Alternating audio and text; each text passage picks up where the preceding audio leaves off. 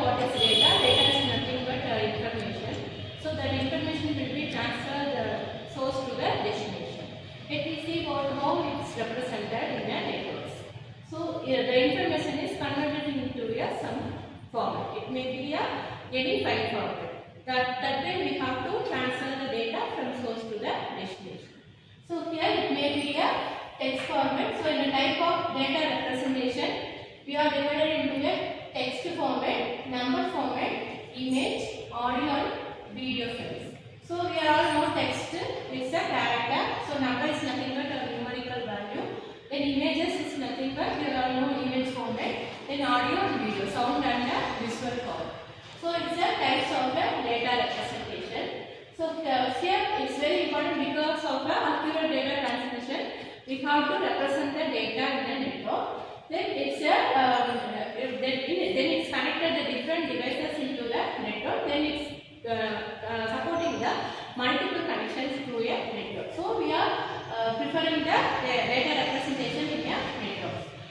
So it's a data representation is a main part of the network. So that way we can transfer the data from source to the destination. If you are taking a real-time example WhatsApp, in WhatsApp all the types of data representation we are using. For example, we are typing the messages to one person to another person, then one person to multiple person. So whatever it may be, transfer the data from source to destination in a text format, and we are forwarding images also and videos also. So every format in WhatsApp we are transferring the data from source to the destination. So we are saying as a real-time example in the WhatsApp. Okay. Next one is the flow control. After deciding our data representation, next we are going to the next function of the flow control. Flow control is nothing but a rate control. That is, when we are transferring the data from source to the destination, the rate will be controlled by that given data link layer. So it's very important. By reducing the rate control, we can give the accurate result. We can improve our accuracy. So mainly we are controlling the rate of a flow of the data from source to the destination. Here we are having two types. One is stop and wait method and a sliding window concept. So stop and wait is nothing but when we are transferring the data from source to the destination.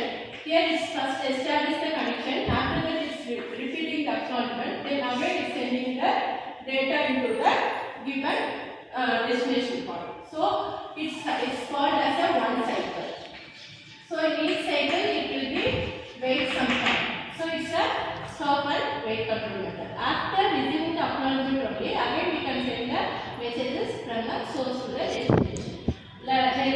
So we are using in this one in a LAN connection. So in a LAN we are transferring the minimum size of data from source to the destination. So LAN connection we are giving as another one example of this flow control of a stop and wait method. Next one is sliding window. Sliding window is a group of frames or a data. Group of data or frames are sent from source to the destination. So it's a sliding window concept.